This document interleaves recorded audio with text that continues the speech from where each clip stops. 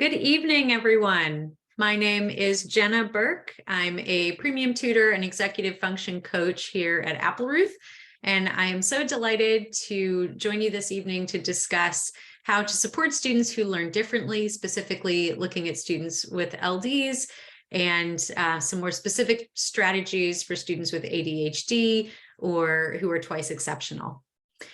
We will be having a Q&A portion at the end of my presentation. So please pop any questions that you might have in the Q&A box, and I look forward to answering your questions at the end. Okay. So first off, our why, a really important thing to start off with. So we here at Appleruth believe that when you change students' self-beliefs, you change their lives, you change what they're capable of doing. And that is what governs pretty much every decision that we make as a company. We are here to build skills for school and beyond, supporting students, whether it's academic tutoring or test prep or executive function coaching. So I'm going to be using a lot of my executive function coaching brain this evening, but a lot of these strategies I'm talking about can be used for academic tutoring, test prep, or just general study skills for school. So this evening, I've got 3 objectives: to identify some common learning differences, discuss common accommodations for students with learning differences, and introduce strategies that you can use in your own home. But first, let me give you some definitions. I think things like ADHD and ADD especially get tossed around a lot without a lot of explanation of what they are and what causes it. So attention deficit / hyperactivity disorder affects about close to 9% of children, and usually you see evidence of differing brain development, delays in brain maturation, and specifically challenges with executive functioning, regulating attention, and inhibition, so the ability to stop yourself from doing something. And then there are 2 main types. So there's ADD inattentive, where that usually it's difficult to hold your attention on a task easily. The child might not seem to listen, might have trouble organizing their tasks. They have to exert a lot more energy to create that feeling of inhibition. So if you know someone who maybe is like constantly sort of their focus is drifting and, oh, what a cool butterfly there is outside the window. Oh, sorry, were you saying something? That might be ADD inattentive. Then there's ADHD hyperactive. So that's characterized by a lack of physical inhibition. So someone who might seem like they're always on the go or driven by a motor. This sort of diagnosis, you might see a lot of interrupting or intruding physically on other people. And then, of course, there's ADHD combined, where you have symptoms of both inattention and hyperactivity.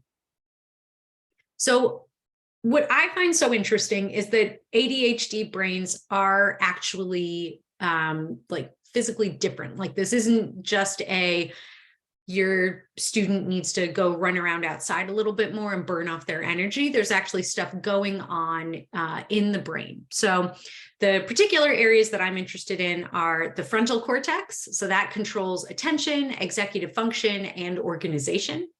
The limbic system, which regulates your emotions as well as your attention. The basal ganglia, which is all about interbrain communication, which we're going to talk about. So when the communication gets short-circuited, that can sometimes present as inattention. And the reticular activating system, which is a major relay system, and that also can cause inattention, impulsivity, and possibly hyperactivity. So the main culprits, the main things that there are a lack thereof, we've got norepinephrine, which is made from dopamine, and that's a chemical messenger that transmits nerve signals throughout the brain. So if you have norepinephrine, if you have enough, that's going to increase your alertness, arousal, attention, and this also affects your sleep-wake cycle, your mood, your memory. So a lot of times people with ADHD may have a really difficult time turning their brain off to go to sleep. things like that, as well as having a lot of difficulty remembering something that somebody has told you. And then we've got dopamine. So dopamine regulates the pleasure center of the brain. So it's hard to pay attention to something boring if you are desperate for dopamine.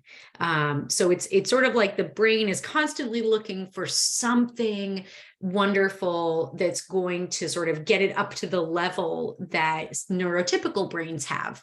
This is why you might see people with ADHD hyper-focus on something, whether that's playing a video game for hours on end, or maybe going down a Wikipedia rabbit hole, or just getting, really stuck in a book until 3 a.m. and then only realizing then, oops, I missed dinner and my bedtime. So finally, you're paying attention to something that brings you pleasure, and it's really hard to turn that off. So this is why I personally really think that there is an argument to view ADHD as an attention dysregulation disorder, not an attention deficit disorder. It's not that there isn't enough attention, it's that the brain is having a difficult time putting the attention on the thing that we want it to go to. The attention is sort of uncontrolled and wandering wherever it wants to go. Something else that I'll be talking about a lot is the co-occurrence of neurodiversity diagnoses. So some of these percentages are a little large, but in general, about 31 to 45% of children with ADHD also have a learning disability. And for example, 25 to 40% of children with dyslexia also have ADHD, and 25% of children with ADHD also have dyslexia. For people on the autism spectrum, you may also have an occurrence of ADHD and vice versa. So a lot of these things come in pairs, come in threes. So oftentimes it's not just one challenge that you're working on. There's a couple different things that are in play. So I've mentioned this before. I've mentioned that I'm an executive function coach, but what are executive functions? So executive function skills, I would say, are usually when I'm working with a student, I'm looking at these 8 categories. Planning, prioritization, that's a really big one. Like, which project should I start working on? Should I do the homework that's due tomorrow, or should I start working on the project that's due a month from now, but that I like a lot more than my homework? That can be really hard. Organization. So where did I put that piece of paper? I don't know. Can't find it now. Goal setting and follow through, which is really, really important, especially because sometimes if you set a goal, but then you don't follow through, you can get really down on yourself. And then that means that you're not likely to set goals in the future. Time management, that's a big one for my ADHD friends, but also can be a struggle for a lot of people, even without a diagnosis.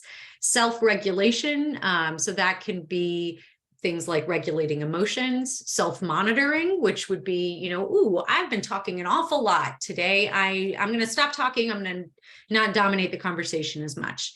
And inhibition, which I've talked about a little before, basically meaning I need to put down the video game and now I'm going to start my paper.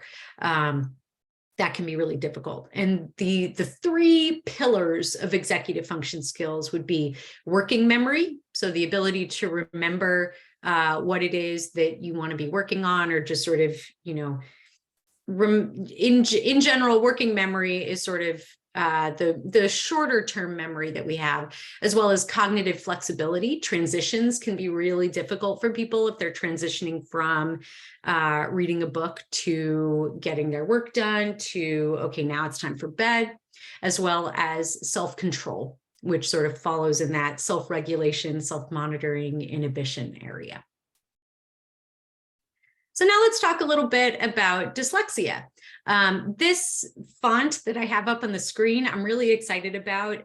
It was created by a dyslexic graphic designer who wanted to give people an idea of what it feels like to read when you have dyslexia. So this is not to say that this is what it looks like for people with dyslexia, but it's the same feeling of everyone else is saying that these letters are super clear and easy to see, but an I really looks like an L, and a D and a G look almost identical.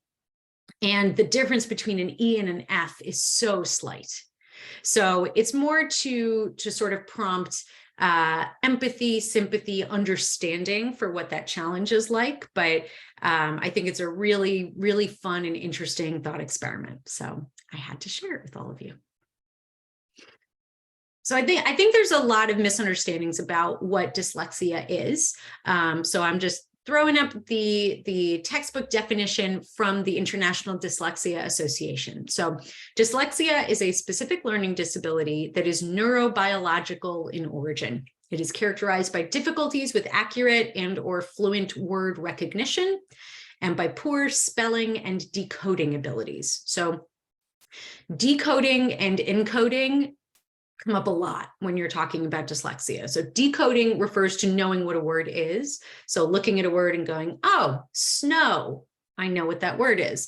Encoding refers to what we think of as spelling. So if somebody says, hey, can you create the word snow for me? That would be encoding, would be writing that word down. So these difficulties in decoding and encoding typically result from a deficit in the phonological component of language that is unexpected in relation to other cognitive abilities. And I think that's important, right? That like dyslexia does not mean that anybody has a below average intelligence. This doesn't have anything to do with what you are capable of thinking or creating. It is usually if anything, it's sort of like, I don't understand, everything else is going so well. Why is my child having so much trouble specifically with reading? This is so strange. Secondary consequences may include problems in reading comprehension, because that's all about decoding, and reduced reading experience, which then of course will impede the growth of vocabulary and background knowledge. And now I want to talk about twice exceptional students. So twice exceptional is a phrase that's used to refer to gifted children who have the characteristics of gifted students. So that includes the potential for high achievement, and they also have a learning disability. So this could be a specific learning disability, but also a speech and language disorder, an emotional or behavioral disorder, a physical disability being on the autism spectrum, or something like ADHD. So twice exceptional in two different areas. And sometimes this can be really difficult. Not a lot of people understand it. So like say the teacher sees, oh, this student has such a high interest in math and science, and they're so good at understanding, and their problem solving skills are great. But as soon as I give them anything with reading or writing, they absolutely stumble. They really, really struggle. They're never turning in their homework on time. Their notes are a mess. The assigned reading, I don't even know if they did it. And so it's a real puzzle for the teacher. And from the parent's perspective, homework is a struggle every night. There's tears, there's arguing. Assignments that other students seem to complete quickly takes this student hours. She's disorganized. Her backpack is a mess, but she has deep, deep interest in subjects outside of school. So, she can engage for hours in topics that she cares about. So she may say that she hates school and not really be interested in it, but you cannot get her to stop talking to you about insects. And she's always got her nose in a book about insects, potentially becoming withdrawn and saying that she hates school.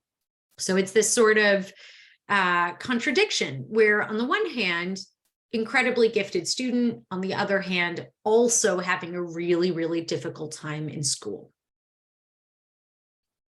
But everything isn't just ADD. I know that a lot of times that's the big focus.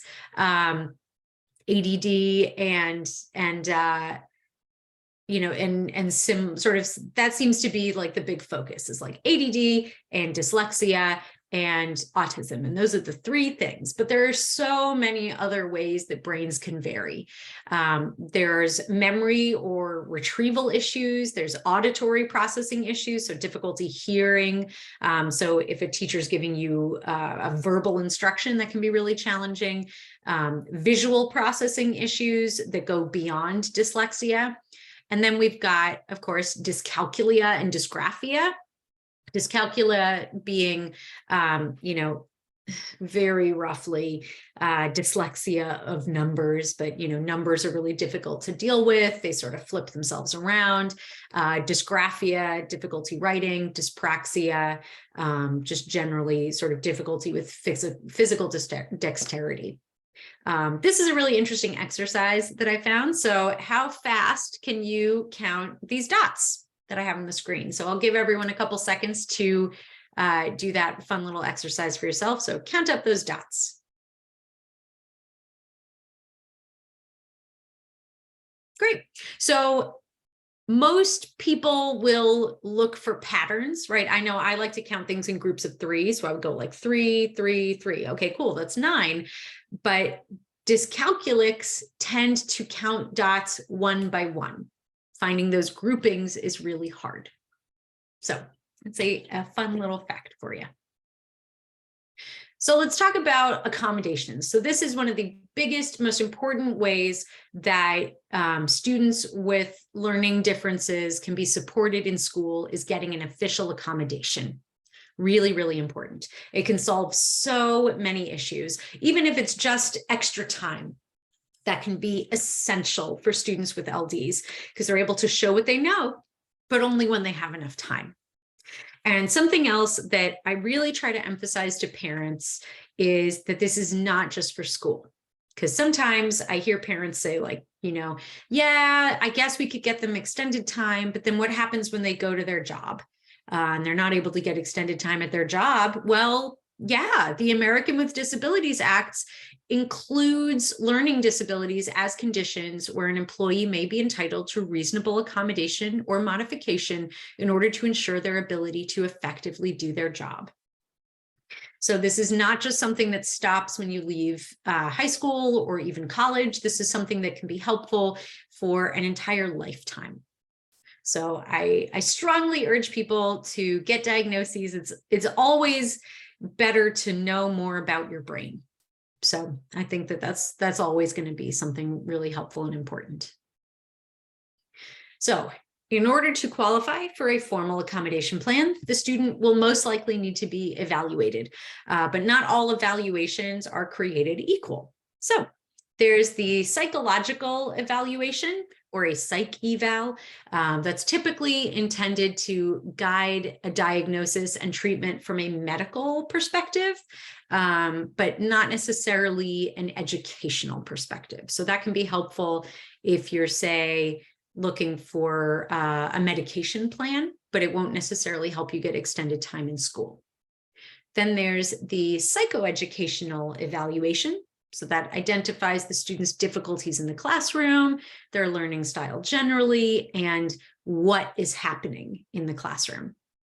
But it's not necessarily going to give you enough data to diagnose or recommend treatment for disabilities. But it is more of an observation in an educational arena. And then you've got the neuropsychological evaluation. So this is a formal assessment of cognitive functioning controlled by different regions of the brain. This is focusing on the why. Why are things so difficult? And this can be used to diagnose a disability in an educational background as well as for medication. So the neuropsych evaluation is usually, I would say, like the most helpful evaluation that you can get, but all of these do serve a purpose. So you may have seen, information about these sort of formal plans, IEPs, individualized education plan, 504s, RTIs. If you're in a private school, you may have a school-based official accommodations plan, which is sort of what private schools generally do. But if you have school-based accommodations, it's really, really important if you end up doing high stakes testing for college, that you have evidence that you receive these accommodations. It's so, so important. I've worked with students who have said like, oh yeah, I mean, I have this plan that says that I should get extended time, but I really don't want to because everybody else like finishes at the regular time and I have to stay after and I feel really embarrassed. So like, I don't want to do it. So I haven't been actually getting extended time in school. Well, that's really going to affect if you get extended time on the SAT or ACT, because you have to show that you get these accommodations and that you're using them. So really important to establish a pattern of use. Okay. So now let's talk about accommodations for students with dyslexia. If you have a dyslexia diagnosis, you are probably going to get extended time. It is an umbrella accommodation. It works for most people. You may even receive double or triple time, depending on the severity of the disability. Once you get into triple time, usually that means that the assessment you're taking is going to be spread out across multiple days, so you don't have to sit there for 10 hours taking one test. Even if students don't always use a reader or a text-to-speech technology, it's really key to figure out what those students need for timed testing. And so it may be that, you know, in a classroom, you don't need a reader, but once you're doing a timed assessment, that's when having a reader is going to be really helpful. So these are different types of accommodations that you can get if you're dyslexic. So in presentation, you could get verbal instructions instead of written, or a repetition of the instructions so that you're not getting it just once. Larger print in the actual materials that you're being given can sometimes be really helpful, or visual prompts or cues instead of written ones. When it comes to the response part of a test, oftentimes marking your answers in the test book instead of on that separate Scantron can be really, really helpful, or an assistive technology like an audio recorder or an automatic reader, or even a human being reading for you.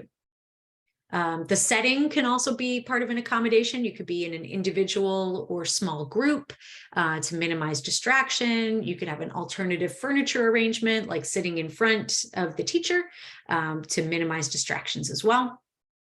And then, of course, extended time, more frequent breaks, honestly, to sort of help break up the fatigue of doing such a hard task, changing the order of tasks or subtests.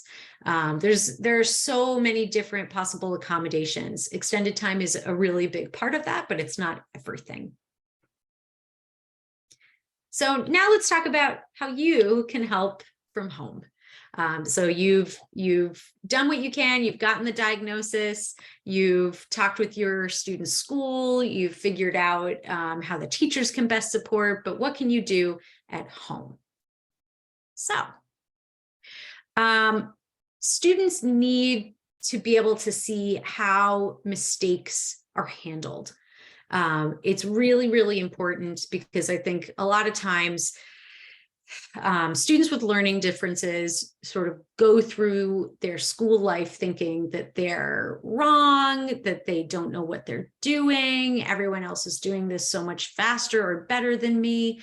And I think it's important to show that just because you don't get something right away, or just because you make a mistake, doesn't mean that, you know, you're stupid or you're never going to be good at this subject. So, you know, either purposefully making mistakes or even just acknowledging when you make them, because, you know, we're all human. We certainly don't need to set ourselves up to make a mistake. It's just going to happen. But showing students that making a mistake is not the end of the world is really, really important. I've been doing a lot of reading lately on the importance of failure and how valuable failing is. And I think a lot of times, and this is whether you're neurodiverse or neurotypical, I think a lot of students today put themselves under the microscope and really, really pressure themselves to get everything immediately and perfectly. And, you know, I'll work with students on, say, test prep, and they will just be so upset if they miss even 1 or 2 math problems in a problem set. And it just breaks my heart, because if they got everything right, what would we have to discuss? You know, they're not getting a perfect SAT score, so I wouldn't expect the homework to be perfect. I love when the homework isn't perfect because it means they were trying something new. So that's just my little pitch for normalizing failing. Failing is how you learn. It's the best, fastest way to learn. So it also helps to lean into a student's strengths, right? So if you're a better listener than a reader, listen to books instead of reading them. You know, audiobooks have come a long way. Listen to books, get the tools that will help you be your best. If your student needs to play music to block out noise while doing homework, whether that's the noise of other siblings or dogs, or for particular students, like the humming of the air conditioning just drives them nuts, it's okay to play music to block out noise. There's a lot of channels on like Spotify or whole websites that are devoted to playing like lo-fi music that's, you know, soothing, and there's no words, but it's just a way of sort of creating a focusing area. I really like Coffeetivity. That's one of my favorites. It sort of creates the environment of a coffee shop for you. So it's sort of that low-level hum of like people talking and people getting their coffee, things like that. And you can also switch it to a library or a study area, just sort of different ambient noises. So that's my favorite if I want to sort of peer pressure myself into feeling like I'm doing work because everybody else around me is doing work. So Coffeetivity helps me trick myself in that regard. If you need to throw a ball against the wall to help you study or focus, go for it without bothering others. So if your sibling shares that wall, then maybe don't throw a ball against that wall. Maybe, you know, get some slime and like squeeze it a lot, or, you know, use a stress ball or a fidget spinner, you know, if there's like a tactile thing that you need to use. Love a good hair tie, right? Like, so sort of fiddling with that while you're focusing on something. I had a student who wants to grow life on Mars, very cool student. And what really helped him was drawing orbits and like orbital paths when we would work on math. And that was great. I knew he was paying attention. It's really just about keeping his hands busy. So don't fight yourself. Work with your innate design.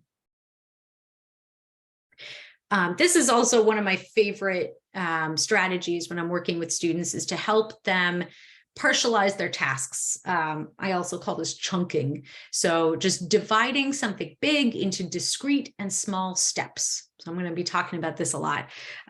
So for instance, this is how you would teach somebody to tie their shoes, right? It's every single step individually. So breaking everything down into smaller steps and then having the student review the steps. This makes sense to me. This is good. And it can also help with procrastination, honestly, because a lot of that is the emotional pain of looking at something and going, that's going to hurt. I don't want to do that. But if you break everything into smaller, more doable pieces, then the procrastination can sometimes be defeated, because you can say like, okay, well, I'm not going to write the entire paper tonight, but I am going to do my outline. And then tomorrow I'll do some research. And then the day after that, I'll put the research into the outline. So just breaking things up so that they're just doable enough that you don't put it off.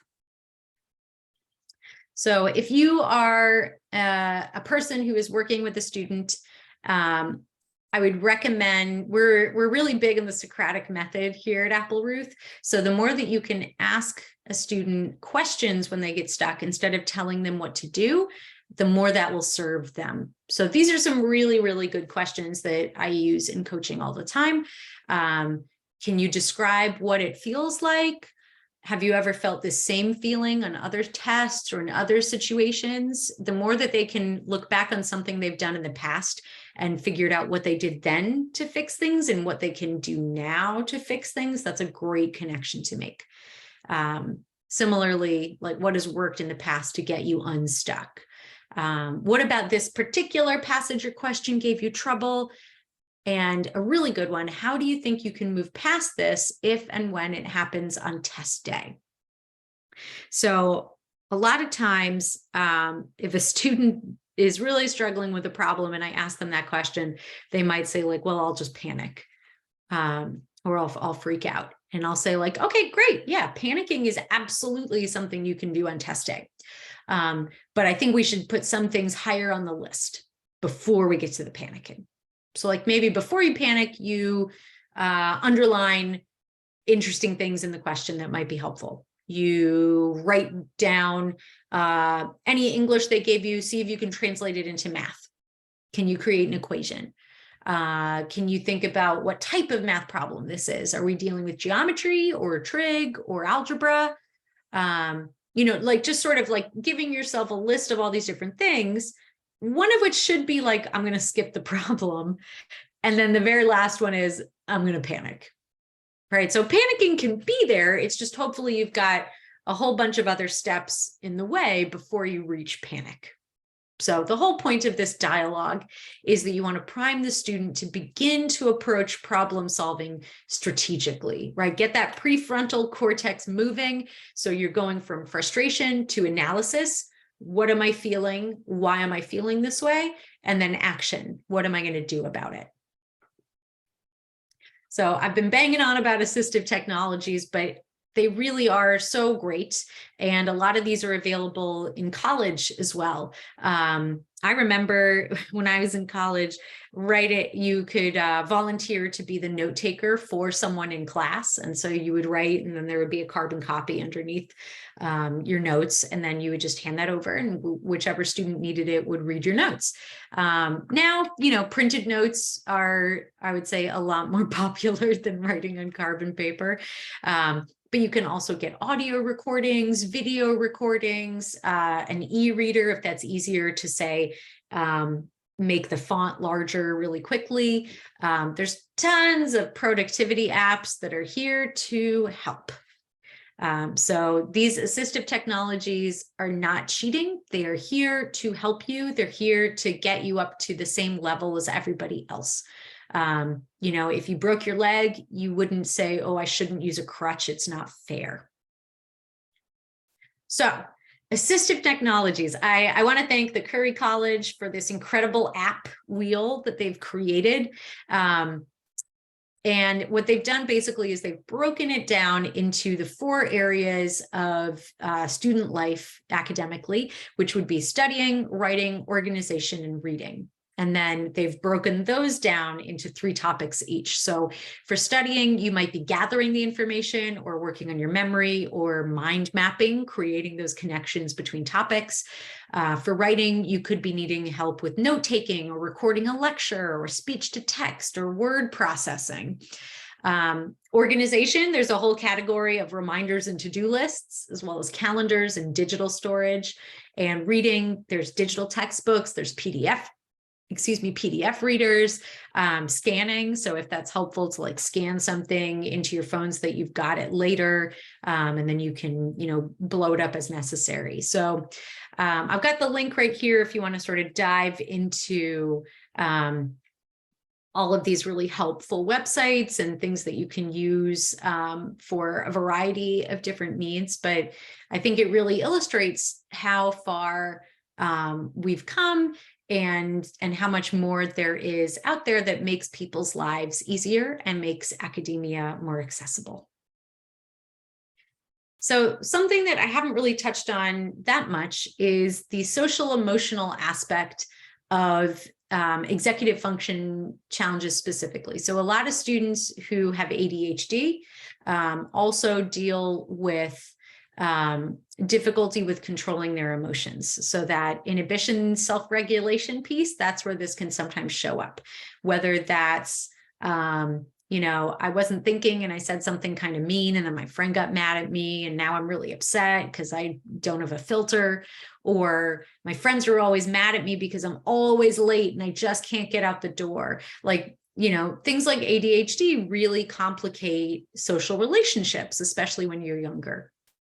And of course, there's a lot of comorbidity challenges with ADHD as well. With a lot of these disabilities, whether it's ADHD, autism, dyslexia, dysgraphia, dyscalculia, a lot of times anxiety and depression sort of exist alongside them. And so that, of course, has its own challenges. So I really love this book, Brain Hacks, by Dr. Laura Onos-Webb. I think it's a really fantastic book. I've got a copy of it at home. And what I love about it is that she doesn't write it from the perspective of, this is for people with ADHD. She says, this is for anyone who wants to improve their executive functioning. This book is for everyone. So I'm specifically pulling from her sections about emotional regulation, but if you're a person who's thinking, I really want to start looking at the ways that I work and see if there's a more efficient way of doing it, strong recommend for this very thin book. So if you're having difficulty with emotional regulation, the first good step is to identify the emotion. So get to know your feelings. Get to understand, am I angry? Am I sad? Am I frustrated? Am I hungry? And really getting specific about what you're actually feeling. And then using a visualization to potentially gain distance from your thoughts. I'm a big meditation nut. And one of my favorite visualizations is just thinking of emotions as the clouds that pass through the sky, but the blue sky is always there. So the negative thoughts and negative feelings may be there for a time, but they're really just passing through. So the more that you can visualize this feeling of frustration as something that will pass, something that's there, but it's kind of far away and it'll move on eventually, can be really helpful. Or visualizing emotions like the sea. Emotions are coming in with the tide, but then they're also rolling out and rolling away. Another really good thing to do is listen to your body. So doing a body scan. So just sort of closing your eyes and going from the tip of your head to the tip of your toes. Where am I holding tension? Do I need to loosen my jaw? Do I need to drop my shoulders away from my ears? Do I need to stop slouching? Or start slouching. And also a really good checklist for a lot of teens, but also honestly, a lot of adults as well, especially since the pandemic started. Am I hungry? Am I thirsty? Have I been outside today? And if the answers are yes, yes, no, then there's some things to adjust. Those three things, those are really, really good questions to ask yourself. It's also really important to build emotional resilience, also known as grit, right? So again, recognizing the feeling. And this is sort of like a three-part plan for building emotional resilience, really. So recognizing the feeling, for instance, I feel really embarrassed because I auditioned for the school play and I didn't get in. And I'm just like so embarrassed and upset and just a whole bundle of emotions. So first off, recognizing the feeling like, oh, I'm embarrassed and I'm upset. And then identifying the positives, not to be confused with toxic positivity, right? Like it's important to acknowledge the negative emotions, but also sit there and go, well, okay, I didn't get into the play, but I did audition, and I didn't even audition last year. I was too afraid. So I did something more than I did last year, and that was an improvement. And then the last part, the most important part, is to create an action plan. So, okay, next year I'm going to practice my audition piece before I go in.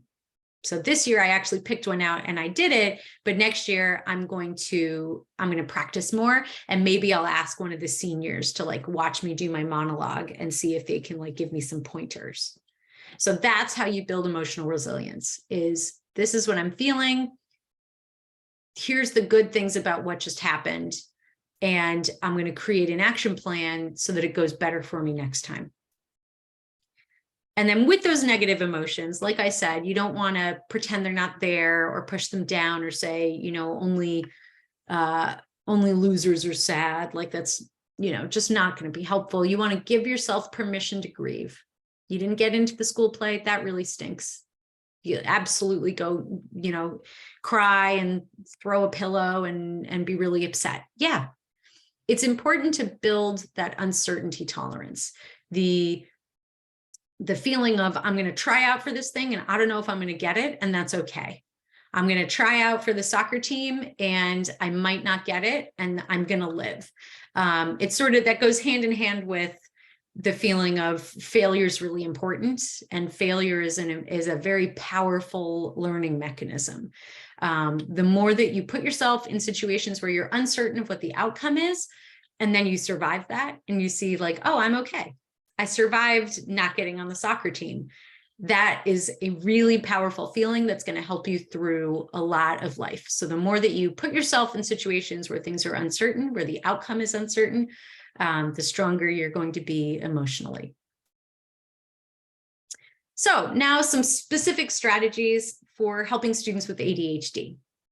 ADHD is something that can have benefits. So look for the strength in the diagnosis, right? I talked about hyper-focusing before. That can be really powerful. If you know, like, I can just sit down and like really get in it, and I'm just going to bang it out in 2 hours. It's going to, like, this paper is toast. I'm going to do it. So it's, you know, something to think about is that everything in life has pluses and minuses. Think about what about your ADD or ADHD diagnosis is actually really helpful for you. And let your students fidget. It doesn't mean they're not paying attention. If students need to get up and move while answering questions or studying or reviewing flashcards, do it. Get up, move, stretch, get some water. I really like annotating text, and that can sometimes help students sort of be satisfied with moving their arm and their hand when they're annotating.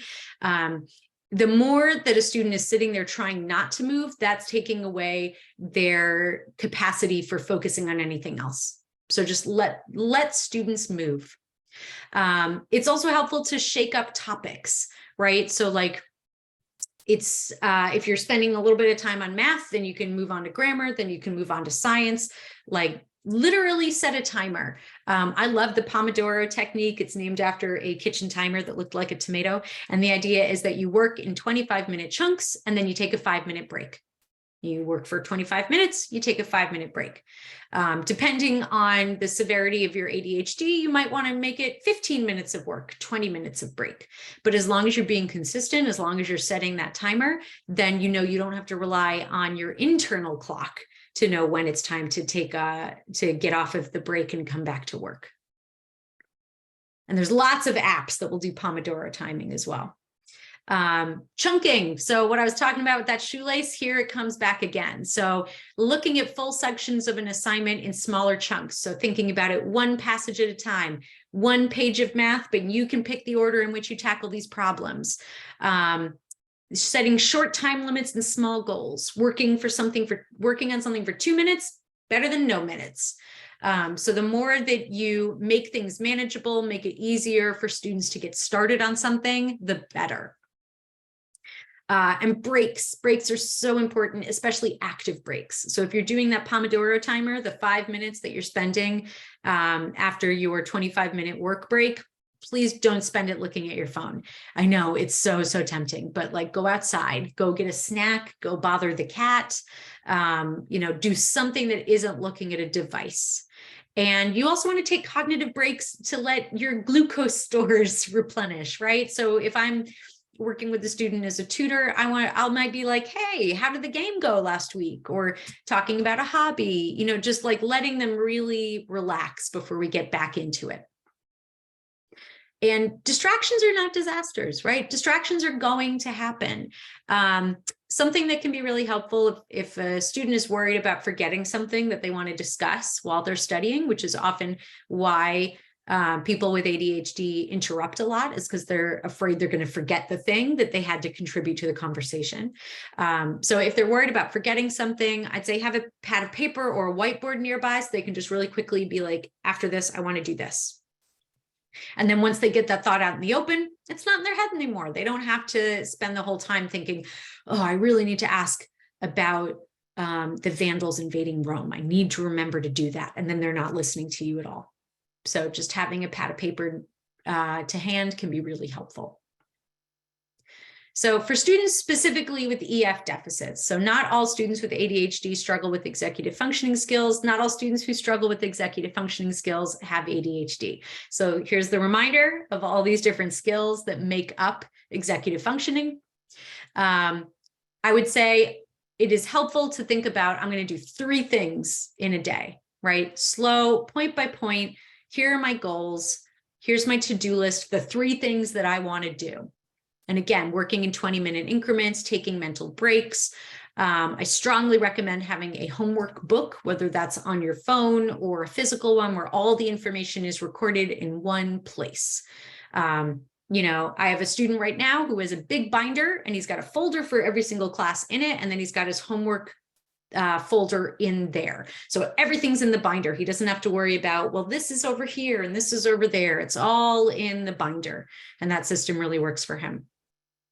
And attitude is so important. You want to, I like thinking of it as like unconditional positive regard, which I stole from Cheryl Strayed, and I'm sure she stole from somebody else. Every time a student makes progress, no matter how small, highlight it. Look at that. You turned in all of your homework this week. You've never done that before. That's amazing. Because when you've struggled with executive functioning issues, usually you're really hard on yourself because it looks like everyone else does it. So pointing out their successes can be really, really helpful. The more they see themselves succeed, the more confident they are, they're going to try something else, and they may succeed there as well. The goal is always self-efficacy. The goal is for the student to be able to do the thing. My goal as an executive function coach is I want to be able to put myself out of business. I don't want to work with my student for 10 years. I want them to be able to be capable. Google Calendar is a lifesaver, especially if you are taking a long-term assignment and chunking it out, breaking it into those smaller pieces. So this is an example of, say, if a student had like a Saturday free and they knew they wanted to do some work, they're planning out, okay, from 2 to 3, I'm going to work on AP Science. Then I've got a 30-minute break. From 3:30 to 4:30, I'm going to work on my math worksheets. Then I'm going to have a break. Like for Google Calendar, you can create like 6 different calendars. You could have a calendar that's just important and a calendar that's for wellness, to like remind yourself, like, I want to go to the gym. There are so many different ways that Google Calendar can help students organize their lives in a sort of set it and forget it kind of style. So for dyslexia, again, technology is your friend. Digital books come with things like font changes. The recommendation section of a neuropsych report is always going to have really helpful things for anyone to see. That's one of the first things I ask for when I work with a student with LDs is, can I see the recommendation section of the neuropsych report? And oftentimes dyslexics have issues with math just as much as anything else. So don't necessarily assume that if a student has dyslexia that they're having an easy time in math. And one size does not fit all. Sometimes students slow down and they need to read every single word. Other students like using like little songs and rhymes or funny images. Some students do really well with active reading. It really depends. So I've mentioned annotating, active reading, and it looks sort of like this, where you're really interacting with the page. You're helping your brain create a map of what's going on. And yes, we are recording this webinar and we will be posting it on our YouTube channel. All right. Long text can be intimidating, so I would advise covering it up, whether that's with a piece of paper or a hand, just sort of limiting the amount that you're seeing at a time. And the more physical engagement with the text, the more that can be helpful for students with dyslexia. I really cannot recommend this book enough. It's called The Dyslexic Advantage. It does a really great job of explaining what is going on inside the brain of a dyslexic person. And they also have really great examples of people whose dyslexia helped them become a leader in their field. It was really, I would say, like revelatory for me in terms of how I approach working with students with dyslexia and how I think about dyslexia. So they literally just released this revised and updated book. I'm so excited to see what they've come up with now. But this is a strong recommend from me. And if you've got a student who has difficulty with memory, I'd say limit the amount of information that they need to learn.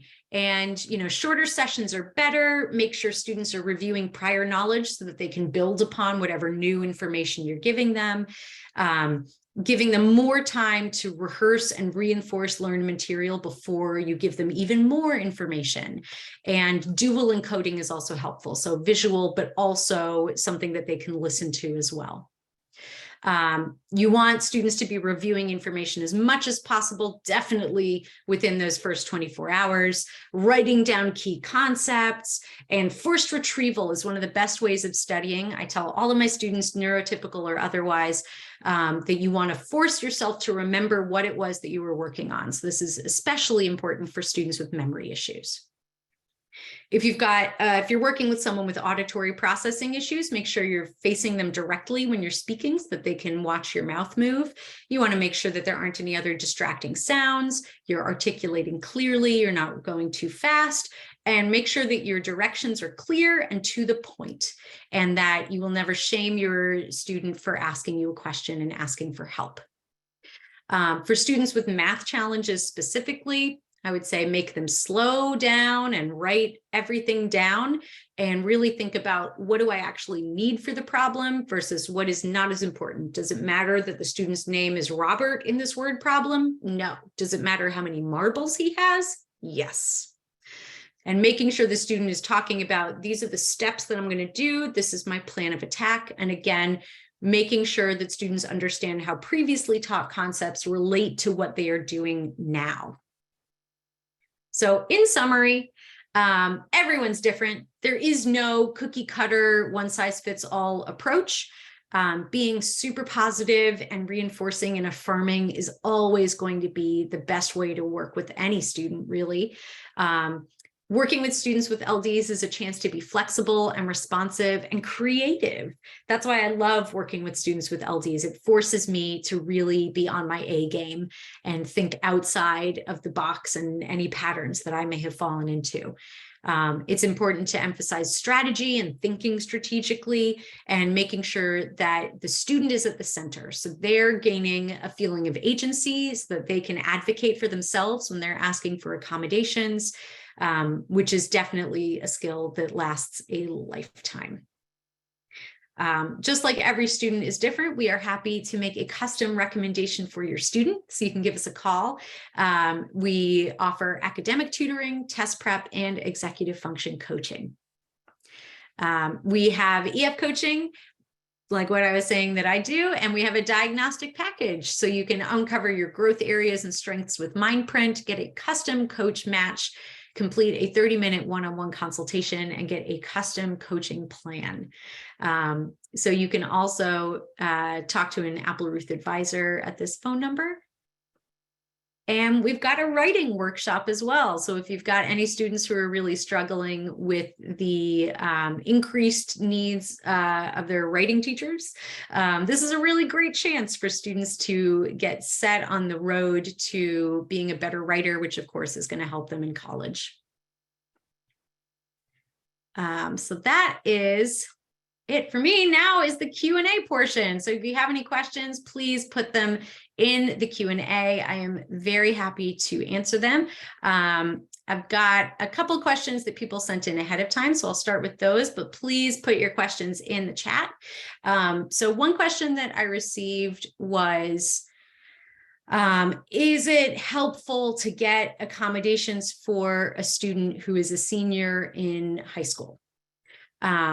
And that's a really great question. A lot of times I think that people feel like if I'm a senior in high school, there's really no point in getting these accommodations because a lot of times you've already taken the standardized tests that you might take. What am I going to do now with that?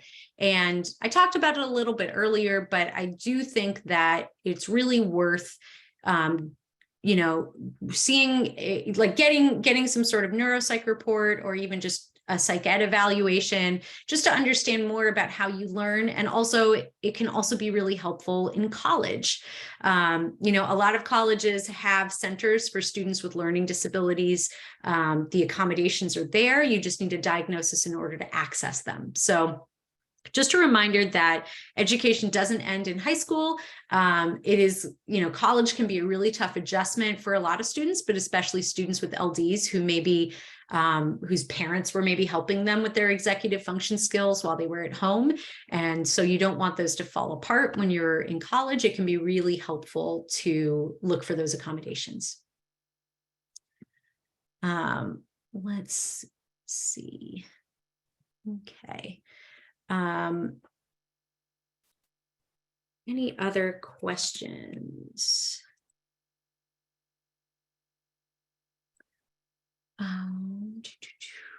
Let's see. Anything else anyone was wondering about?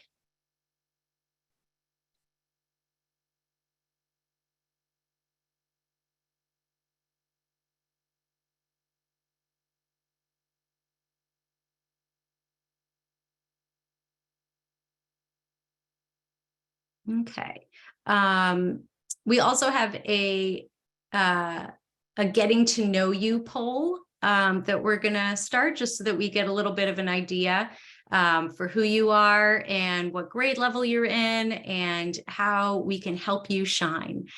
So we put that up there, and I've got another question here. So I'll chat about this while you fill out the poll. Let's see. For a child with ADD, is there something that can be done to help them focus when they are in the process of completing a task? What a great question. Yeah, so I would say that it's helpful to look at the area in which they are working. So thinking about, like, what is, if they're working at their desk, what's on the desk? Are there like, when's the last time you cleaned off the desk? I just worked with a student where we spent pretty much the entire time I was there working on clearing off the desk, because there was so much stuff on there. I don't even know where half of it was actually supposed to be, but it sure wasn't on the desk.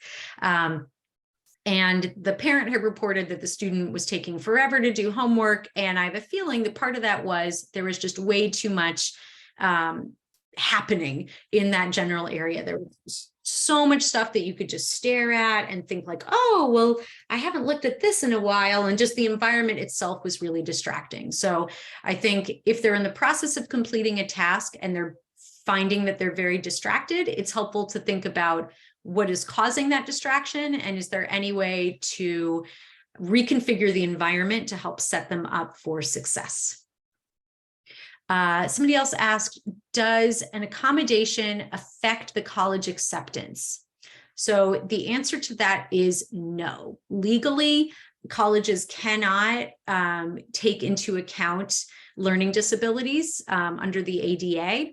And it used to be back in the day that if you took a standardized test with an accommodation, that they would put like a little star on the score transcript, but they are not allowed to do that. That is super illegal. So colleges will not know that you have an accommodation or a learning disability unless you decide to disclose. So it really should not affect anything about the application process.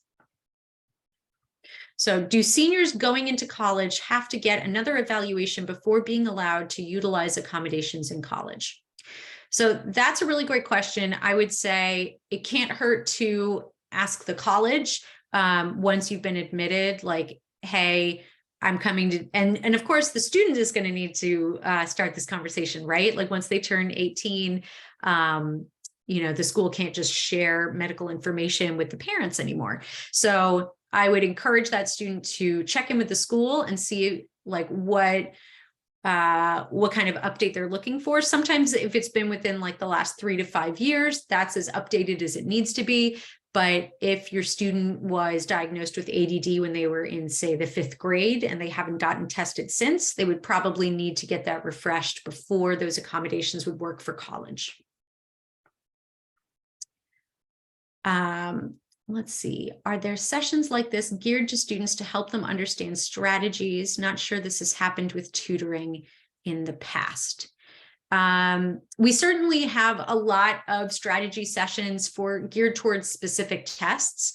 And we have them for the SAT, the ACT, we've got AP tests coming up.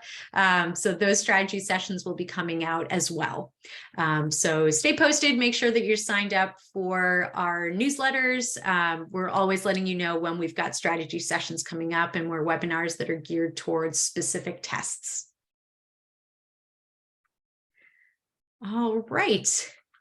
Thank you all so much. I think I've got like 1 more minute if somebody has another question. So I'll give you like a couple seconds to get it back into the Q&A if you've got that one burning question you were wondering about. But otherwise, thank you all so much for joining me tonight. A lot of really wonderful questions. And as always, please don't hesitate to reach out if you have any questions. I know I love talking about this kind of stuff, so I'm always happy to answer any questions you all might have offline. So thank you so much for joining me and have a wonderful night.